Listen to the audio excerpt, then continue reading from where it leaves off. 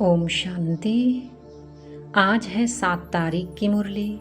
बाबा हमें कहते हैं, मीठे बच्चे, तुम्हें नशा होना चाहिए कि हमारा बाबा आया है हमें विश्व का मालिक बनाने। हम उनके सम्मुख बैठे हैं। बाबा आकर हमें कौन सा नशा चढ़ाते हैं कि तुम विश्व के मालिक देवी देवता हो। ये नारायणी नशा बाबा हमें आकर के चढ़ाते हैं। कहते हैं तुम विश्व के मालिक बनते हो। जब हम बाबा के सम्मुख बैठते हैं तब ये नशा हमें चढ़ता है। वैसे तो बाबा अभी सम्मुख नहीं भी हैं, लेकिन बाबा की जो ये मुरली है, जब हम इसको पढ़ते हैं, सुनते हैं, तब हमें कितना नशा चढ़ता है कि बाबा हमको मुरली के माध्यम से विश्व का मालिक बनाते हैं, स्वराज्य अधिकारी बना देते हैं। क्योंकि विश्व का मालिक वही बन सकता है जो पहले पहले स्वराज्य अधिकारी होगा। और स्वराज्य अधिकारी कैसे बनेंगे? एक पवित्रता के बल से। इसीलिए बाबा कहते हैं पवित्रता का फाउंडेशन पक्का करो। जितनी तुम्हारी पवित्रता पक्की होगी उतना ही स्वराज अधिकारी बनेंगे और उतना ही विश्व के मालिक बनेंगे। आगे बाबा कहते हैं, कर्मों की गुह्य गति को जानने वाले कौन सा पुरुषार्थ अवश्य करेंगे? याद में रहने का, क्योंकि उन्हें पता है कि याद से ही पुराने हिसाब किताब चुकतू होने हैं। वे जानते हैं कि आत्मा अगर पुराने हिसाब किताब कर्म भोग चुकतू नहीं करेगी तो उसे सजाएं खानी पड़ेंगी और पद भी भ्रष्ट हो जाएगा। पुनर्जन्म भी ऐसा ही होगा। बाबा हमें कर्मों की गुह्य गति समझाते हैं कि जो बच्चा अपने कर्मों की गुह्य गति समझ जाता है वो पुरुषार्थ में लग जाता है। बाबा कहते हैं याद से ही पुराने हिसाब किताब चुकतू होंगे। अगर चुकतू नहीं हुए तो कर्म भोग भोगना पड़ेगा। बाबा की याद इतनी पावरफुल है कि अग्नि का काम करती है। जैसे अग्नि में कोई भी चीज़ डालो तो वो बदल जाती है। तो बाबा की याद भी एक अग्नि है, ज्वाला स्वरूप याद जिसको कहते हैं। जब हमारी ज्वाला स्वरूप याद होती है तब ही हमारे विकर्म विनाश होते हैं। यानी जो भी हमने पुराने हिसाब किताब बनाए हुए होंगे उनकी सजाएं भी हम नहीं भोगेंगे जब हमारी याद ज्वाला स्वरूप होगी। अगर ज्वाला स्वरूप याद नहीं है तो हिसाब किताब कट ही नहीं सकते, तो हमें ज़रूर सजाएं भोगनी होंगी। असल में तो हम कह देते हैं कि हम बाबा को बहुत याद करते हैं। याद तो दिखाई देती है कि उसके हिसाब किताब भी कर्म भोग भी सब याद के बल से कट जाते हैं। अगर हिसाब किताब कर्म भोग भोग रहा है तो ज़रूर याद की यात्रा में कमी है, कि कर्म तो उसने ऐसे बनाए हैं जो वो भोग रहा है, और याद उसकी ज्वाला स्वरूप है ही नहीं जो अग्नि में जाकर के सारे भस्म हो जाएं, चुकतू हो जाएं। आज बाबा विशेष याद पर अटेंशन खिंचवाते हैं कि याद से ही विकर्म विनाश होंगे, योग से नहीं। योग लगाना और याद आना दोनों ही बातों में अंतर हो जाता है। याद को कहा गया है स्मृति स्वरूप और योग को कहा गया है बल, योग बल। जब योग का बल इकट्ठा होता है तब हमारी याद वाली स्थिति बनती है, तब हम याद स्वरूप स्मृति स्वरूप हो जाते हैं। बाबा कहते हैं मैं तुम्हें तमो प्रधान से सतो प्रधान बनाने की युक्तियाँ बार बार बता रहा हूँ।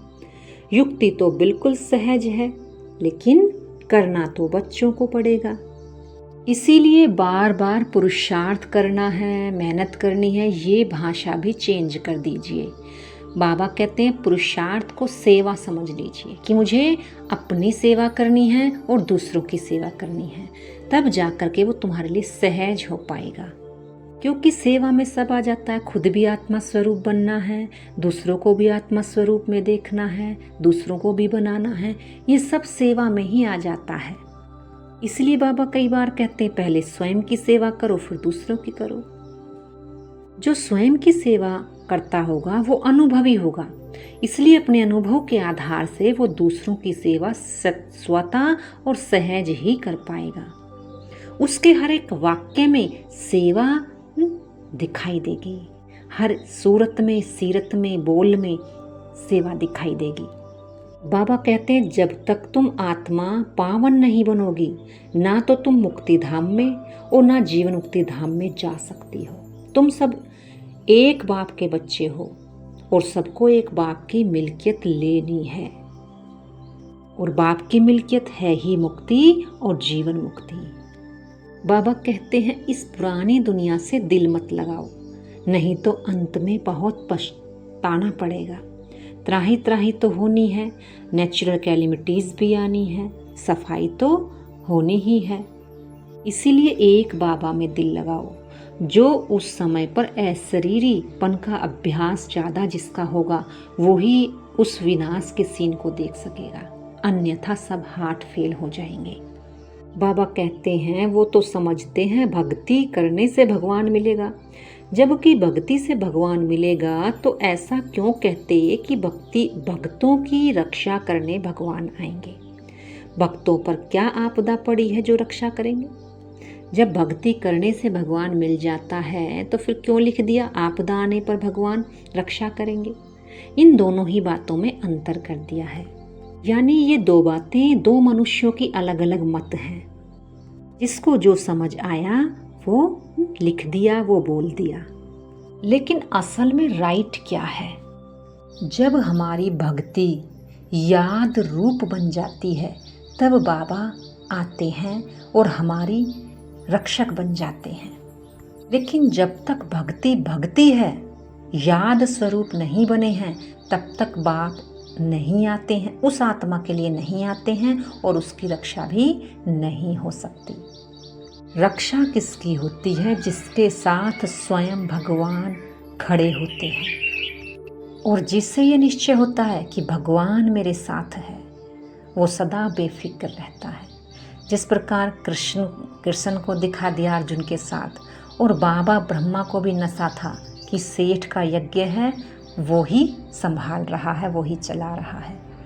बाबा कहते हैं धर्म भ्रष्ट कर्म भ्रष्ट। जब से अपने धर्म को भूले, शांति को भूले, पवित्रता को भूले, तब से ही दुखी हुए, तब से ही अपने को हिंदू कहलाने लगते। और सब धर्म वाले अपने अपने धर्म को ही मानते हैं। धर्म तो एक ही होता है, मुसलमानों का मुस्लिम धर्म, क्रिश्चियन का क्रिश्चियंस धर्म। तुमको क्या हुआ? बाबा हमें हिंदुओं को कहते हैं, देवताओं को कहते हैं, तुमको क्या हुआ? तुम बहुत सुखी थे, पवित्र संपूर्ण निर्विकारी थे, अभी कितने विकारी बन पड़े। तो कैसे बने? धर्म भ्रष्ट कर्म भ्रष्ट होने से देवता से हिंदू बन गए। हिंदुस्तान नाम पर ही हिंदू धर्म रख दिया। जब और कुछ नहीं सूझा तो हिंदुस्तान पर ही हिंदू कहला दिया। बाबा कहते हैं ये देलवाड़ा मंदिर तुम्हारा ही यादगार है। यह चैतन्य में तुम देवता खड़े हो, राजयोग की तपस्या के द्वारा ऐसा देवता बन रहे हो। बाबा कहते हैं मुझे बिल्कुल याद करते ही नहीं हैं। कोई बच्चे देही अभिमानी रहते ही नहीं हैं, तो उनके विक्रम विनाश कैसे हों? उन्हें तो फिर सजाएं भोगनी पड़े। इसीलिए कोई बाप का बनकर भी बाप का नाम बदनाम करा देते हैं, क्योंकि याद होती नहीं बाबा से याद होती नहीं उतनी जितना उनका विक्रम विनाश हो, उनके संस्कार परिवर्तन हो। और जब संस्कार परिवर्तन नहीं होते तो फिर बाप को ही गालियाँ खिलाने लगते हैं। बाबा कहते हैं सतयुग की गौएं कितनी फर्स्ट क्लास होती हैं, उनको कामधेनु कहा जाता है।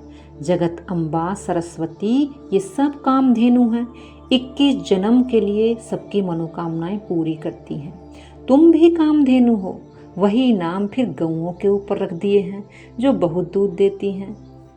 बाबा कहते हैं ये तुम ब्राह्मणों के नाम हैं, तुम पुरुषार्थी बच्चों के नाम हैं जो ज्ञान का दूध सारे विश्व को पिलाती हो, जिससे सारे विश्व की आत्माएं अपनी अपनी मुक्ति और जीवन मुक्ति को प्राप्त कर लेती हैं। धारणा के बिंदु हैं। पहली पॉइंट, सजाओं से मुक्त होने के लिए पुराने सब हिसाब किताब योग बल से चुकतू करने हैं। ट्रस्टी होकर सब कुछ संभालना है, किसी भी बात की चिंता नहीं करनी है। आत्माभिमानी बनना है। दूसरी पॉइंट, ये कमाई का समय है, इसमें घर घाट आदि याद नहीं करना है। फरिश्ता बनने के लिए एक बाप की याद में रहने का पूरा पूरा पुरुषार्थ करना है। वरदान है, याद की सर्च लाइट द्वारा वायुमंडल बनाने वाले विजयी रतन भव। सर्विसेबल आत्माओं के मस्तक पर विजयी का तिलक लगा हुआ है, लेकिन जिस स्थान की सर्विस करनी है उस स्थान पर पहले से ही सर्च लाइट की रोशनी डालनी चाहिए। याद की सर्च लाइट से ऐसा वायुमंडल बन जाएगा जो अनेक आत्माएं सहज समीप आ जाएंगी। फिर कम समय में सफलता 1000 गुना होगी। इसके लिए दृढ़ संकल्प करो कि हम विजयी रतन हैं, तो हर कर्म में विजयी समाई हुई है। स्लोगन है, जो सेवा स्वयं को व दूसरों को डिस्टर्ब करे वो सेवा नहीं बोझ है। अच्छा, ओम शांति।